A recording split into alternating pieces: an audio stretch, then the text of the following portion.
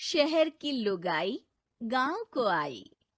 मधु शहर में रहने वाली पढ़ी लिखी मॉडर्न लड़की है। वो और पवन साथ कॉलेज में पढ़ते थे। धीरे धीरे उन दोनों में प्यार हो गया।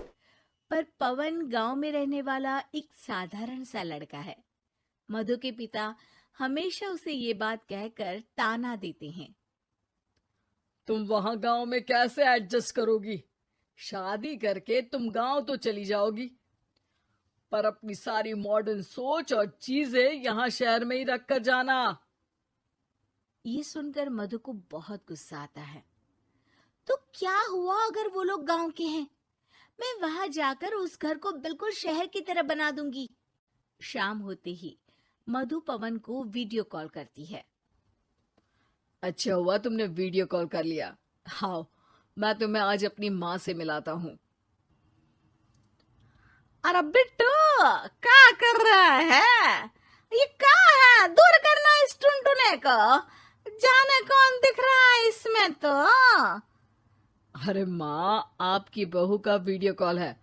आप इसमें अपनी बहू से आमने सामने बात कर सकती हैं। नमस्ते माँ जी, कैसी हैं आप? अरे जका, ये बहू ने अपने कानों में क्या लगाया है? जो कैसे झुमके हैं? झुमके नहीं माँ जी, इन्हें ईयरफोन्स कहते हैं। इससे सामने वाले की आवाज और अच्छे से आती है। मैं आपको भी ला कर दूंगी। अरे नहीं नहीं, हमें नहीं ना चाहिए। हमारा कान बिल्कुल ठीक है। हाँ। माँ जी की ये बातें सुनकर मधु को अपने पिता की बातें याद आ जाती है और वो उसी वक्त ये ठान लेती है कि वो अपने ससुराल को एकदम मॉडर्न ससुराल बनाकर रहेगी। कुछ दिन बीत जाते हैं। पवन और मधु की शादी हो चुकी है। आज मधु का अपने ससुराल में पहला दिन है। माँ जी, मैं आपके लिए एक तोहफा लाई हूँ। और इतना बड़ा तोहफा? अरे क्या लाई है रे इस बड़े से बक्से में? मधु बॉक्स खोलती है। ये क्या है? ये वैक्यूम क्लीनर है। मैंने आपको झाड़ू लगाते हुए देखा तो सोचा अब आपका काम आसान हो जाएगा।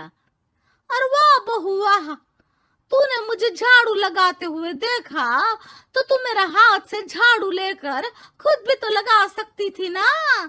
पर नहीं, तूने तुझे मशीन लाकर मेरे हाथ में दे दी कि यह काम हमेशा मैं ही करूं। ये आजकल की शहरी छोरियां बिल्कुल नहीं बदलेगी।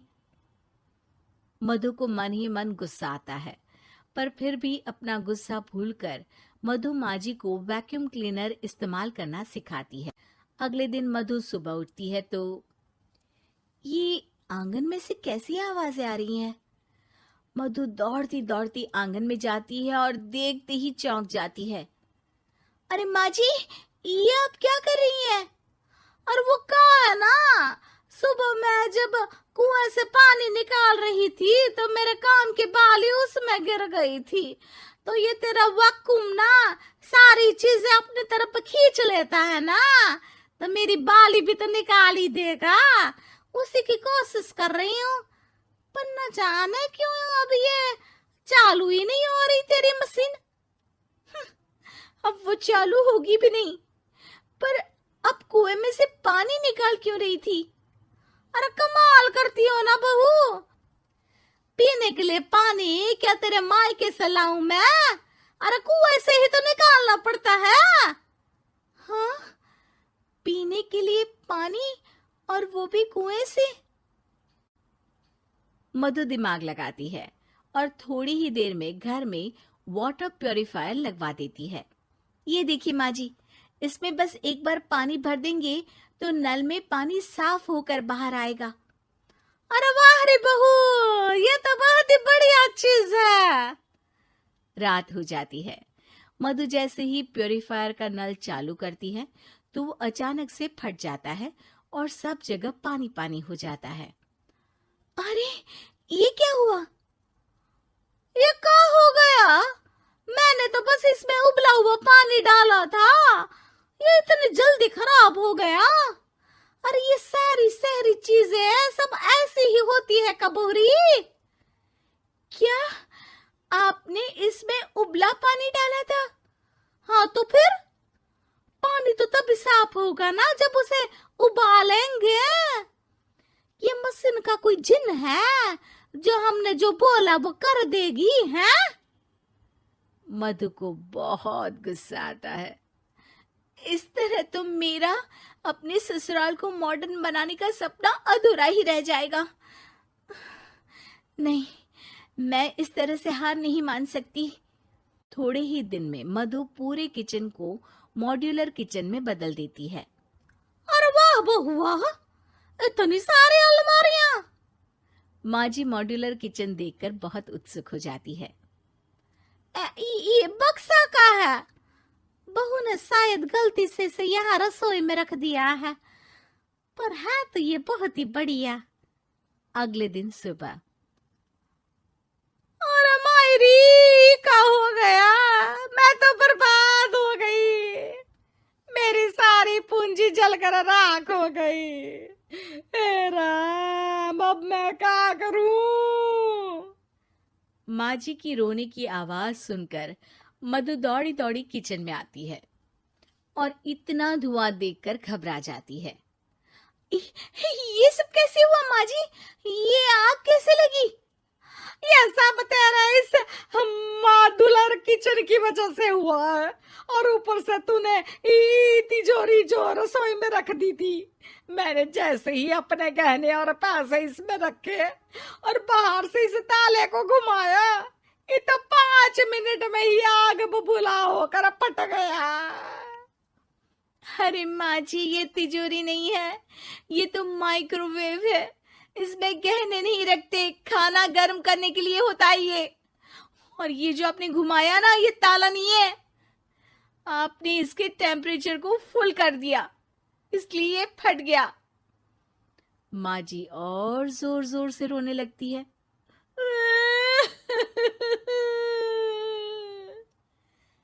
मधु सर पीट लेती है और कसम खाती है कि अब ससुराल को मॉडर्न बनाने की कोई कोशिश नहीं करेगी। मुझे माफ कर दीजिए माँ जी, आप जैसी हैं वैसी ही ठीक है। मधु को अपने पिता की कही बात याद आ जाती है और मधु वापस घर और किचन को पहले जैसा ही कर देती है। अरे आग लगे, ये भी कोई जिंदगी है? सुबह से चिल्लम चिल्ली पुकार सुन के मैं तो तंग आ गई हूँ। अरे वो भी क्या दिन थे जब मैं गांव में रहा करती थी। पहले बड़ी सुखी थी मैं। पहले मेरी जिंदगी क्या थी और अब क्या हो गई है। शहर में तो लोग भेड़ बकरी की तरह जीते हैं। जीने का असली मजा तो गांव में है। क्यों, क्या हुआ माँ जी? आज गांव की बहुत याद आ रही है आपको? अरे हाँ बहू, शहर का जीना भी कोई जीना है। लोगों की आधी जिंदगी तो सड़कों के ट्रैफिक में निकल जाती है, और यहाँ रखा ही क्या है। एक बात कहूँ, दिल्ली शहर अब पहले जैसा नहीं रहा। क्या माँ, जब देखो गांव के गुणगान गाती रहती हो। ठीक है, इस बार ना बच्चों के कॉलेज की छुट्टियों में हम सब गांव चलेंगे, ठीक है? हाँ, ये ठीक है।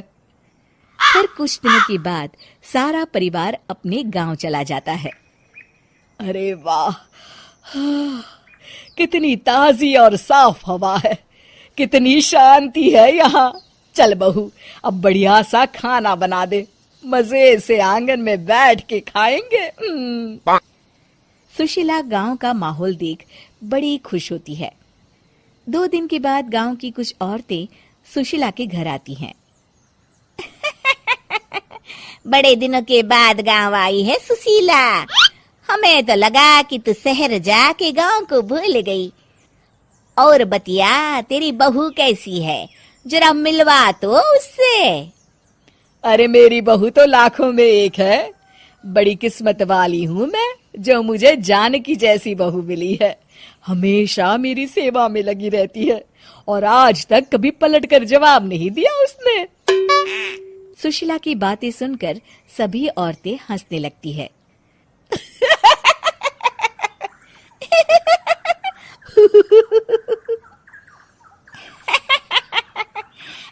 कुछ भी बोले जा रही है। तबीयत तो ठीक है? तेरी बहू चांद से आई है क्या? क्यों बहनों, दुनिया की कोई भी बहू अच्छी होती है क्या? सब औरतें ममता की हाँ में हाँ मिलाती हैं। अरे मैं तो कहती हूँ दुनिया की हर बहू सास का खून चूसने वाली डायन होती है, डायन। मैं तो एक बिल में 1000 सांप के साथ रह सकती हूँ, लेकिन अपनी बहू के साथ नहीं रह सकती। हाँ, तूने सही कहा। मेरी बहू तो तेरी बहू से भी 2 कदम आगे है। सब औरतों की बातें सुनकर ममता मन ही मन बड़बड़ाती है। अरे ये गांव सुधर गया, लेकिन औरतें नहीं सुधरी। अगर थोड़ी देर और इनकी बेवकूफी भरी बातें सुनूंगी तो मैं सच में पागल हो जाऊंगी। फिर सुशीला उन औरतों को घर से दफा कर देती है और राहत की सांस लेती है। अरे बहू, जरा बाम लाके मेरे सर पर तो लगा दे। उन औरतों की फालतू बातें सुनकर मेरा सर चकरा गया है। इस गांव की औरतों का तो भगवान ही मालिक है। फिर अगले दिन सुशीला की सास उससे कहती है, अरे बहू, तू यहाँ क्या आराम फरमाने आई है? आखिर ये तेरा ससुराल है। चल चल, घर के कामों में हाथ बटा। शहर में कुछ काम धाम तो करती नहीं है। जरा अपने आप को तो देख, कितनी मोटी हो गई है। सारा दिन घर का काम करने के बाद शाम को सुशीला, हाय मेरी कमर, हाय मेरे पैरों ने तो जवाब दे दिया। आज तो मुझसे मक्खी भी न मारी जाएगी। अरे बहू, जरा आकर मेरे हाथ पैर तो दबा दे। जी माँ जी, अभी आती हूँ। तभी सुशीला की सास जानकी को रोकते हुए कहती है, अरे रुक जा बहू, एक दिन काम करके इसको इसकी नानी याद आ गई। हम लोग तो रोज इतना काम करते हैं, कोई जरूरत नहीं इसके हाथ पैर दबाने की। सुबह तक सब ठीक हो जाएगा। सुशीला अपनी सास की बातें सुनकर हैरान रह जाती है। इस तरह धीरे धीरे गांव आने के बाद सुशीला की परेशानी शुरू हो जाती है।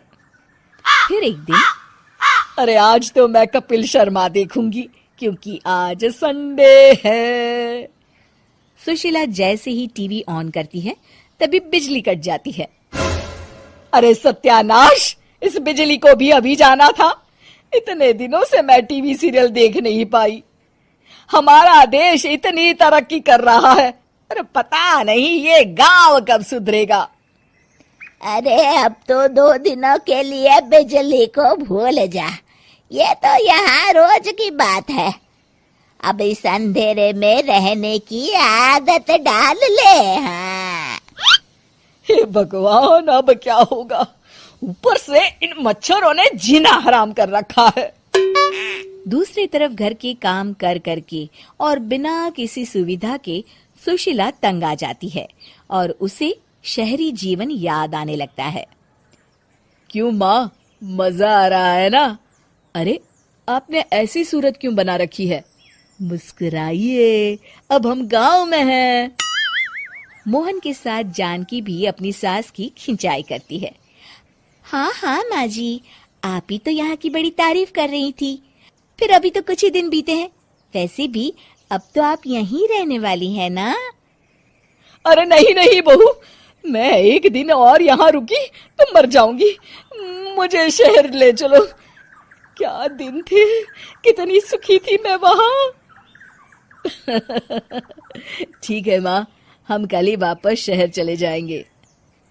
इस तरह सुशीला शहर आ जाती है और फिर कभी दोबारा गांव जाने की जिद नहीं करती। उम्मीद करता हूँ आप लोग को वीडियो अच्छा लगा है। ऐसा और वीडियो देखने के लिए चैनल को सब्सक्राइब करो और लाइक कमेंट शेयर करना नहीं भूलना। नीचे का जो लाल बटन है उसको जल्दी से ग्रे कलर करो, क्योंकि आपका एक सब्सक्राइबर मेरे को मोटिवेशन करता है ऐसा वीडियो बनाने के लिए। Thank you.